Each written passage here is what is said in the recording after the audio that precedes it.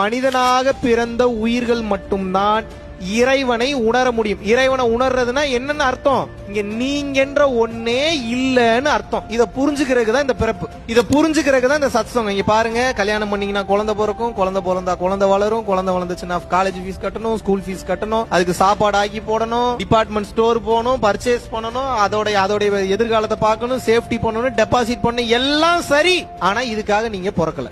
அப்ப இதெல்லாம் பண்ணாம இருக்கணுமான்னு கேட்டா பண்ணாம இருக்க வேண்டும் என்று நான் சொல்லவில்லை. இப்ப நான் பண்ணிட்டு இருக்கக்கூடிய எதுவுமே எனக்கு பலன் அளிக்காதுன்னு சொல்லி விழிப்புணர்வோட ஒவ்வொரு வேலையும் செய்யணுங்க. இவ்வளவுதான் சீக்ரெட். நீங்க எல்லாரும் என்ன பண்ணணும்? விழிப்பா புரிஞ்சுக்கிட்டே. இப்ப ஒரு நாளைக்கு உங்களுக்கு ஒரு 65 சீன் இருக்கு. இது இவங்களை பார்க்கணும், இவங்களை சந்திக்கணும், இது எழுதப்பட்டாச்சு. பிறப்பு என்ற ஒன்று இருக்கும் போதே உங்களுக்கு இறப்பு என்ற ஒன்று நிர்ணயிக்கப்பட்டாச்சு. பிறப்பிலிருந்து இறப்பு வரைக்கும் நீங்க எப்படி வாழ போறீங்கன்றது எழுதிட்டான். அதை மாற்ற முடியாது. ஒரு சில பேர் எவ்வளவு முயற்சி பண்ணாலும் பெரிய ஆள் ஆகவே முடியல. ஒரு சில பேர் ஒரு முயற்சி பண்ணாம பெரிய ஆள் ஆயிடுறான். ஒரு சில பேர் எல்லா நல்லது பண்ணாலும் மேல இருந்தவன் கீழே வந்துடுறான். சோ காம்ப்ளிகேட்டட்னு சொல்ல வரேன். இதுக்கு உங்களால் கருத்தை கண்டுபிடிக்க முடியாது. இது ஏன்ற கேள்வி யாருகிட்டையும் போய் கேட்க முடியாது.